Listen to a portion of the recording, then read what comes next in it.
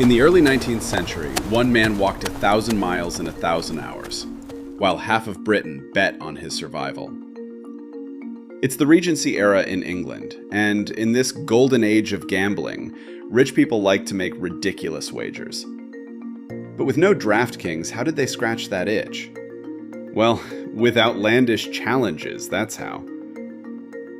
In 1809, Robert Barclay Allardice, more commonly known as Captain Barclay, gave the public what they were waiting for.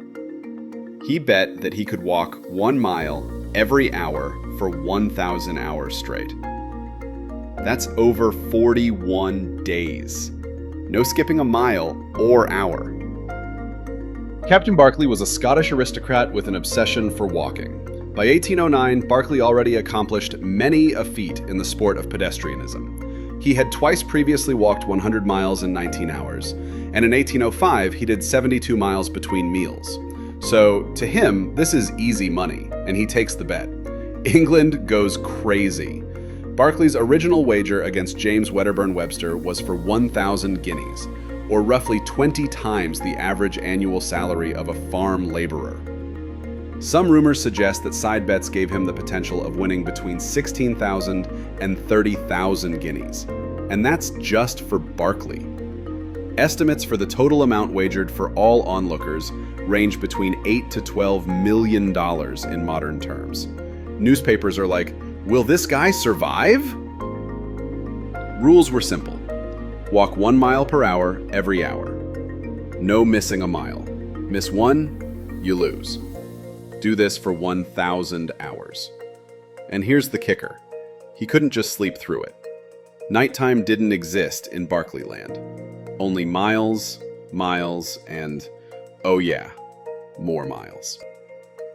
On June 1st, 1809, Captain Barclay embarked on his mission in Suffolk. No one would confuse his path with some grand adventure. The route consisted of 1/2 mile section of track at Newmarket Heath. He would walk along a lantern-lined path to a post and back. That's it. Imagine the same exact scenery for 42 days. No magnificent mountains or epic views.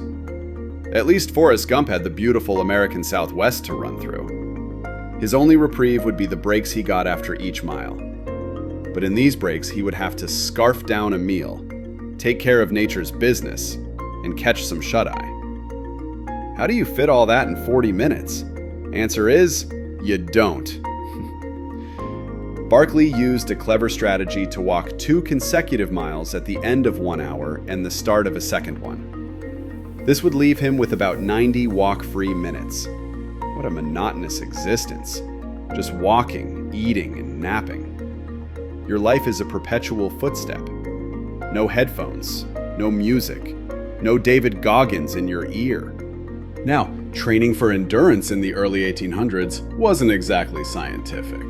It was a chaotic blend of current medical theory, medieval advice, and whatever sounded good that week. Captain Barclay's approach?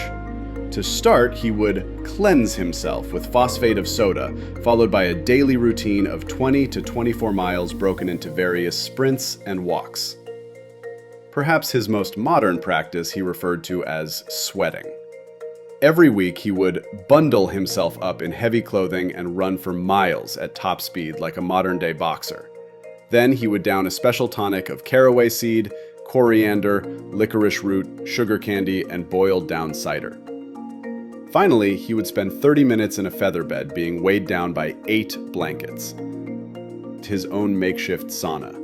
So, he thought he was prepared for everything the journey could offer. One thing his supposed training could not account for was sabotage.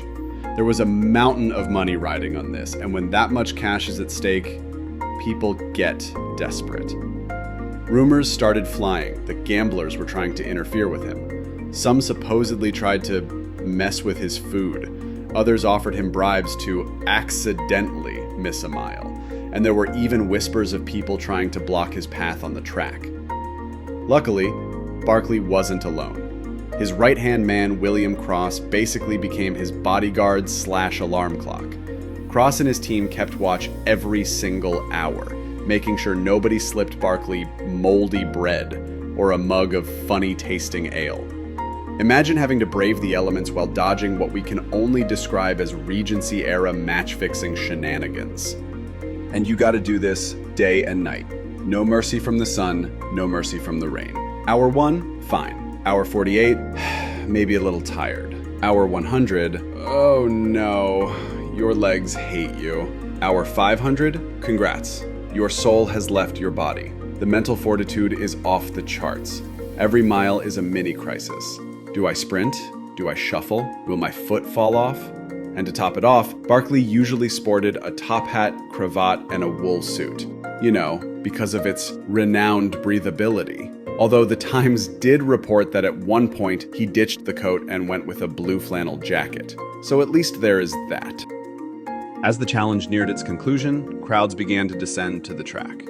The inns across the surrounding area were full, and according to the Times, every horse and every species of vehicle was engaged. Nobility and the aristocracy lined the track. However, wagers dried up. Everyone was too confident that Barclay had it in the bag. And he did. After 1,000 miles and 1,000 hours, Captain Barclay completed the challenge 32 pounds lighter.